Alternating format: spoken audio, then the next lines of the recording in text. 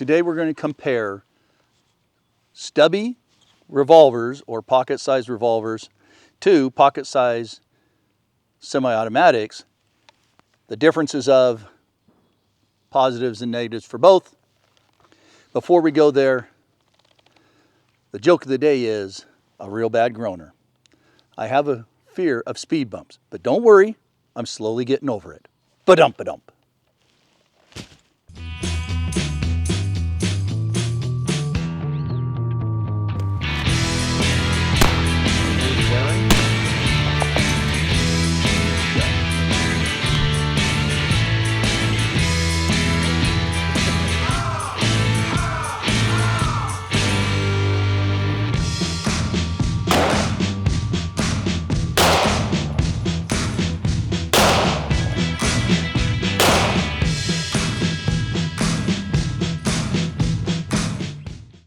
Let's start with the pros and cons list, and we'll start with the negative first, and that is the cons of, or one of the cons of using a revolver, and that we all know is the speed of the reload.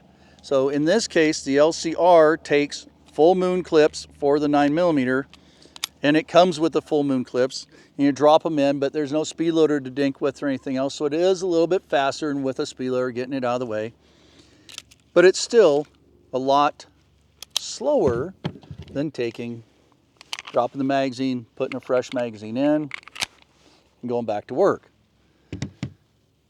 The other con is this is 5-shot. The Smith & Wesson is a 5-shot versus in the LC9, the 7-shot, and in the Glock 43 is a 6-shot. So you automatically get more rounds in the semi-auto and you get a faster reload. Take the magazine out, put the new magazine in, go back to work, right? So that's one of the big cons. The other con is the 5 rounds. Might not be if you don't think you need more than 5 rounds. Now, one of the pros is that the revolver slips into your pocket much nicer, much easier. If need to be, you can shoot it from clothing. We'll link Paul's video where he demonstrates that down below. He shoots it out of a pocket in his gym shorts and everything else. If I wanted to blow up my pants or if I was laying on my side or whatever, I could shoot it from my pocket. It would hurt, but it would be the better than getting killed. In this case, this firearm has a shrouded hammer, so I can shoot it double or single action. That's the type I like. That's what this other 357 is. One of the cons to this type is they can't block the hammer. They could grab it. Yes, people could grab the cylinder in a fight, but you can get that away. The big pro, I think, to a revolver is that when you stick it in the ribs of your adversary, you can pull the trigger 5 times and it's not going to jam. It's not going to give you problems. The same thing as if you're shooting it from clothing. Again, in Paul's video, he showed multiple times that any other semi-auto jams up. You may get 1 round off, but you're not getting a second. This one, you're getting all 5 rounds. So 5 in that case is sure as heck better than 1.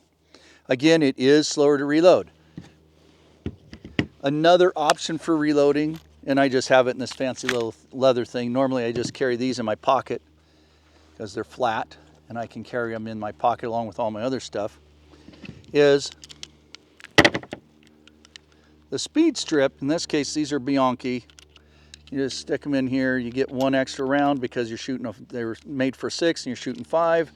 That quick, I got it reloaded. Yes, it is slower. Yes, I should practice more. Put it back in your pocket. I really, really like it because it's safe in your pocket. If I was to pocket carry, this is a go-to gun for me. This one is worn a lot because I've carried it a lot in my pocket. Don't worry that it's got the long, heavy trigger pull. It's not going to go off. It's not like a striker fire where you have to have something covering the trigger in your pocket. Ruger makes pocket holsters. A lot of different people out there make pocket holsters for these guns, but that's one more thing, and one more thing that may go wrong or hang up or come out or 1,000 other things if that's the way you're carrying. If you're not, now you're back to a belt carry, an appendix carry, some other around your waist type carry, shoulder holster, you name it, but it's an external. It may not conceal as well as you want it to all the time. So that's something to keep in mind. Again, I think the biggest pro to a revolver is when you have gotten into the worst case scenario you can think of and you are fighting for your life, and this proximity, the revolver is going to go off when you shove it into the ribs. I've shown before, we got an older video that shows that almost every semi-auto out there, especially if it has a drop-down barrel versus a fixed barrel, now it's empty, right? Empty firearm, so don't panic that I put my hand in front of it. But when you put it up against an adversary, it goes out of battery and it won't go off. It goes off just to prove that it works. Okay, take it out of battery, it takes just that much. It's out of battery, won't go off. When you're fighting for your life and you don't have time to think, do I put it here or here and shove it into the ribs? That becomes an issue. None of us, minus our elite military, practice enough in these situations to think clearly at that time when you're on your back or anywhere else for a fight for your life, to think, oh, I need to pull the gun back half an inch. I like a system you don't need to think about when you're in those situations. That's why I personally like, for my backup gun and for a few other reasons, a revolver a lot of times. I do carry, as you've seen many times, the primary off-duty EDC carry I have is the Springfield Hellcat RDP with its red dot and so on. So I do carry that. You get 15 round magazines with it now. Comes with 11, whatever. This isn't a sale for them. So the disadvantages, to wrap up the revolvers, are lack of rounds and lack of speed in the reload. The advantages for the revolvers are that you can, and again, there's like maybe two. One, you can shoot it from inside your clothing. You can shoot it, let's unload this one for you so again, you don't panic. See, unloaded. Okay. You can shoot it underneath your arm if you have to, right? It'll go off. It won't hang up on my clothing. It's right here. Is it going to be pleasant? No. But you can fight with it closer in than you can semi-autos. There's nothing that's going to, even if I clamp my arm down on it, it's still going to go off. The semi-auto will go off one round before it won't function. It won't eject, it won't reload, whatever. I mean, it won't put a new round in. So in that very, very specific, I hope I am never there circumstance, I like the revolver. For pocket carry, I like the revolver. Those things, and 38 Special plus P is a very good round. We're going to hopefully demonstrate that in a little bit. I've moved up my game to this 357, which is why it's got rubber grips versus the wood grips. And it still goes in my pocket. Yes, it's heavier. Yes, it's only 5 rounds, but it's 357. We're going to do a video later down the road on 357 versus 38 Special plus P out of the same gun. Stand by for that. Anyway, I like that. I like the wood grips because they go in and out of the pocket better. That's just me. Now, semi-autos.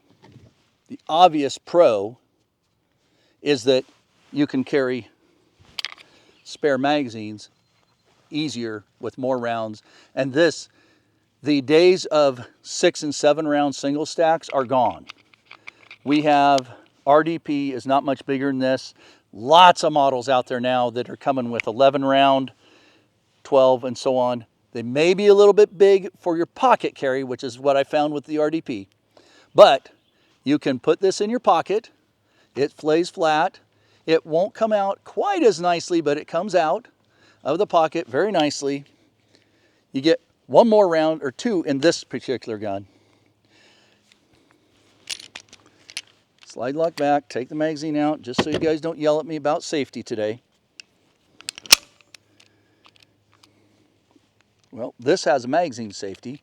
So That right there tells me it's not a great super close combat gun, because heaven forbid, let's make sure. Yep, magazine safety.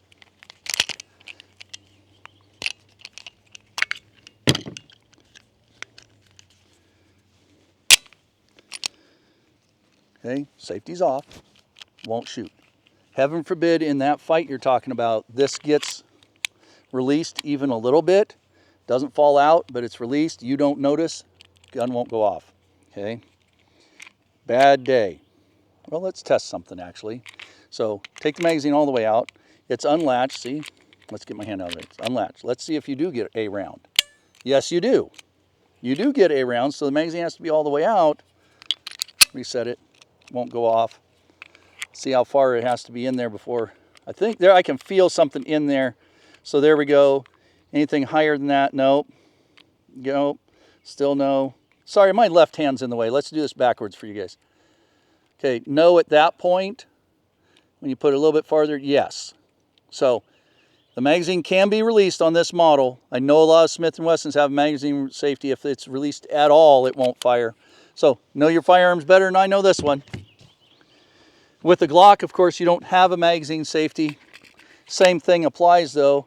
Maybe in that circumstances, being left-handed and blocking the camera isn't working real well. So maybe the magazine falls out when you try to take it out of your pocket. Again, empty magazine, empty firearm. Does it go in my pocket? Yes, but you can't carry a striker fire in your pocket without something over the trigger, because super sharp. Obviously, again, yes, the gun's empty. You're going to get one round go off, but it's not going to cycle. The round's not going to eject. I mean, the empty shell casing isn't going to get kicked out of the way. So you're going to have a problem getting that second round. In that very specific world, the revolver, I think, has the advantage. In the reload world, in the carry more rounds that aren't bulky world, in the availability of ammunition in good personal defense world, the 9mm in this case, the 9mm outdoes the 38 special revolvers. So now you have a 9mm revolver, but it outdoes it in the reloads and in the round capacity. If you're never going to pocket carry, putting the next size up firearm is going to be better. Yes, I know we could get carried away here and go to the 1.5-inch barrel in-framed 8-shot 357 Smith & Wesson. That is ridiculous. It's the size of a 44 mag with a super short barrel. That's not even in the same category we're talking about, folks. We're talking about subcompact firearms. In the world of, I see my adversary, I have distance, the semi-auto is going to give you a better performance. You're going to get rounds off quicker. Will it make a difference? That's a different time and different topic. But you will get rounds off quicker. You will be able to reload quicker. You are able to carry it flatter and a little more concealed most of the time. I think that the semi-auto gives you a better concealability option and overall a better fighting option than the revolver does in probably 98% of the circumstances that you are going to run into. Does that mean the revolver is a terrible piece of equipment? No. If you have a revolver, I love them, I carry them. But if you have one, I wouldn't run screaming out to get a different thing. But if you're looking to buy your first one or looking to get something in the subcompact category, I would strongly lean toward a semi-automatic in the 9mm caliber. That's a long ways to get to and long-winded. So let's see what results we get across the chronograph and into the meat target with our revolvers versus our semi-autos. Now we have the chronograph set up, and we're going to start our little experiment today with the LC9 in 9x19 with the Barnes brand 9mm Luger 115 grain TAC XP projectile.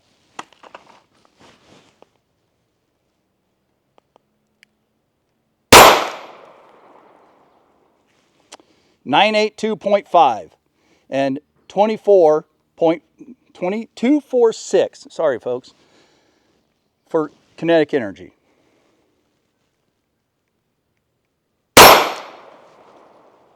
959,234.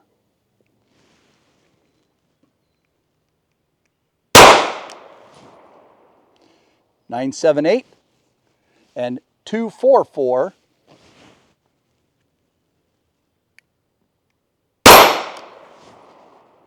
995 and 252.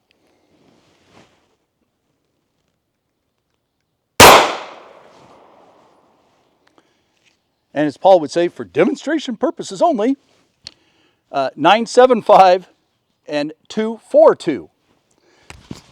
We're just going to keep rolling because I'm pretty sure I can know what the next 5 shots are. Going to trade out firearms. Put this one in my fancy shirt pocket here. Now we have same ammunition, same caliber in the Ruger LCR, double action only, revolver.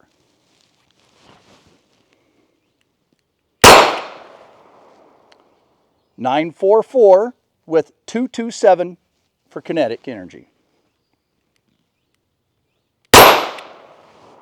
Seems to shoot pretty nice. I've never shot this gun. 960, 235.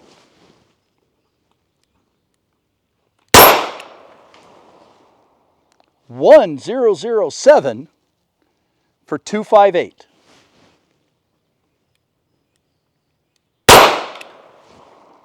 935 for 223.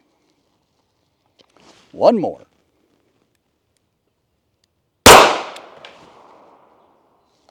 893 for 203. Now, if you're not familiar with moon clips, they pop out all the rounds at the same time, so don't lose that part. We'll crunch the numbers when we do our wrap up. So now we have our 9x19 caliber Glock Model 43. We're going to shoot it across the chronograph, same ammunition as we did the 2 Rugers. See if this should get a different ratings because the barrel's slightly different length. And we're going to compare it to the 38 Special here in just a little bit. Here we go. 990, 250 for kinetic energy.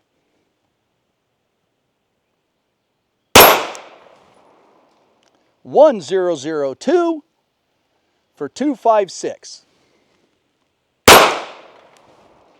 1000 with 255. 1014 for 262. And for demonstration purposes only, 971, 240.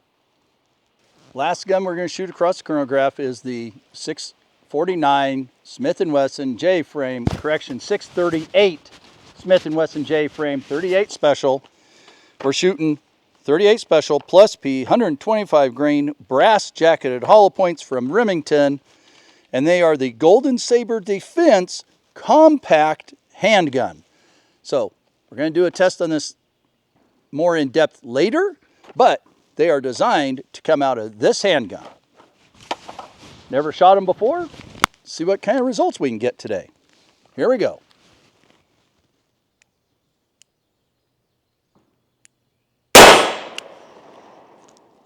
.919 for 234.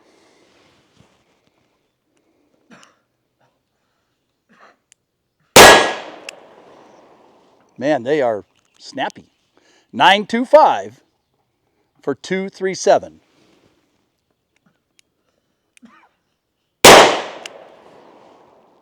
908 for 229.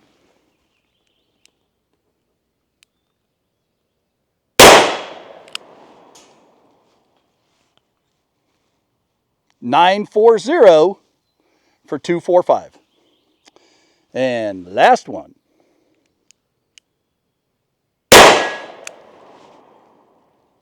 897 for 223. We'll crunch all the numbers, show you all the results when we do our wrap-up today. To test that, we'll use the meat target. Now, for those who are not familiar with it, the meat target is leather couch skin followed by pork chop pectorals, pork ribs, bag of oranges to simulate lung tissue, more pork ribs on the back, 4 layers of t-shirt on the front, 4 layers on the back, and the whole thing followed by the new and improved high-tech fleece bullet stop.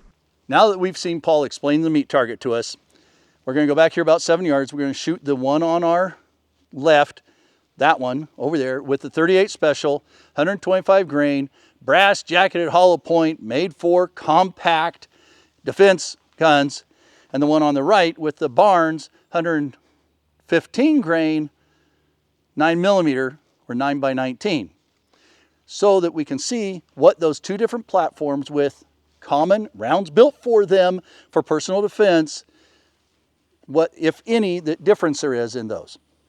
38 Special.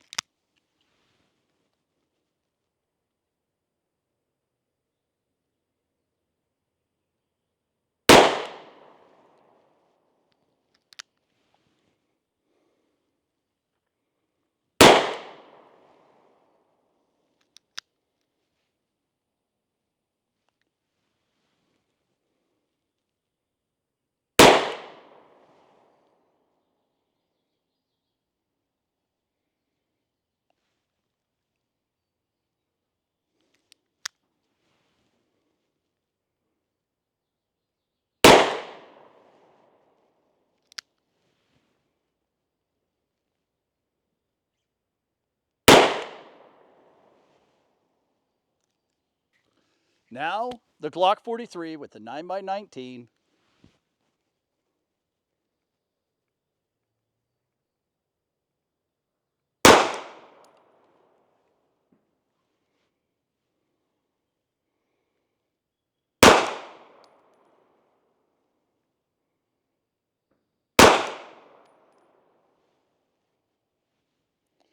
That should do it. And 2 more for just because. There you go. We got the meat targets pulled apart. Start with the 38 Special one. Again, 125 grain, brass jacketed, or brass jacketed hollow points. So where it hit oranges, pulverized the oranges. Excellent job. Where it went through the pork steak pectorals, it poked holes through the pork steak pectorals like we'd always expect. One of the ribs, or it hit the rib, shattered the rib, and we think this is where one of the projectiles was because we found nothing but fragments, these little black fragments of the projectile. Went through ribs on the back, poked nice holes through the back with the ribs, and all of the one round plugged up with some t-shirt and stopped on about the 10th layer fleece. One lost its jacket. We'll get you close-ups here in just a minute. And the other 2 performed just like they were supposed to and expanded and mushroomed very nicely. Moving over to the 9mm. 115 grain. Where it hit the pork steak pectoral bone, it shattered the bone, poked a nice hole through it. Where it went through the ribs on the back, holes. That round, that was 2 rounds, we believe. Another hole, poked holes through, shattered the ribs where it hit the ribs, just like you'd expect. All of the projectiles were caught on the first layer of t-shirt, so all of that energy was dumped. Again, we'll get you close-ups. We got 4 of the rounds, and they all petaled out and mushroomed very, very nicely. Holes and shattered ribs on the back. And here's the best part, it's although it's gooey, destroyed our orange lung tissue, just absolutely destroyed it and pulverized it. The damage in our non-scientific method here looks very, very comparable. For those of us that started out shooting 38 Specials and so on, and 9mm came along, we've always known that 9mm and 38 Special are neck and neck depending upon the platform you shoot them out of. And that's the kind of results we got today. Depending upon the ammunition, this was the 38 Special was 125 grain. The 9mm was 115 grain. And we ended up with very comparable results. Here's the close-up of the bullets. These are the 38 Special. These are the 4 of the 5 9mm we recovered. We were wrong. The one did not disintegrate. While we were cleaning up everything, we found the discarded jacket of this one. So there's 1, 2, 3, 4, 5.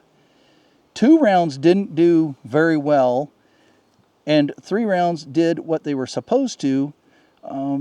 So anyway, there you are with those. We got more expansion out of the 9mm. Of course, it is going a little faster. It has a base on it, or I'm not sure how it's built, but it's obviously a base. It flowered out exceptionally nicely, thus giving us the impression of, and bigger holes, a little more damage. Keep in mind, both of them, again, dumped all their energy into the target like a good round should. I wouldn't want to get hit by either one of these, and I'm pretty confident that either one of these would take care of your intended target. So now, we'll go to the wrap-up and talk about what we've learned today. We've crunched the chronograph results. Before we get to those, let's go over the ammunition one more time. Remington Golden Saber Defense compact handgun, so designed to come out of this gun, or guns like it. 38 Special Plus P, 125 grain, brass jacketed hollow point. It says muzzle velocity of 895 feet per second. The Barnes Vortex TAC XP copper bullet performed really well. You saw that. 9mm Luger, 115 grain, and again the TAC XP round.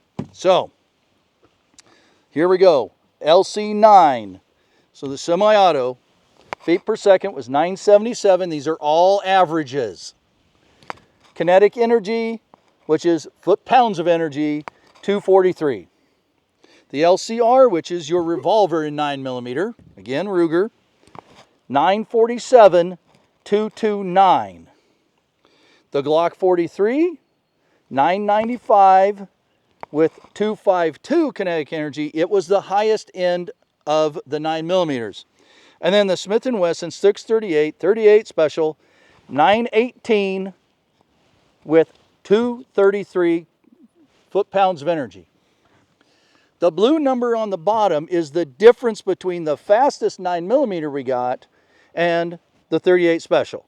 So 77 feet per second difference, again on the averages, and 19 foot-pounds of energy.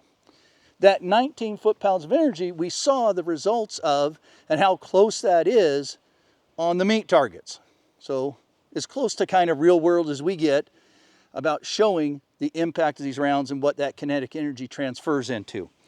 77 feet per second in these guns is quite a bit, and that showed again, I think, on the meat target and where you get 19 foot-pounds of energy more.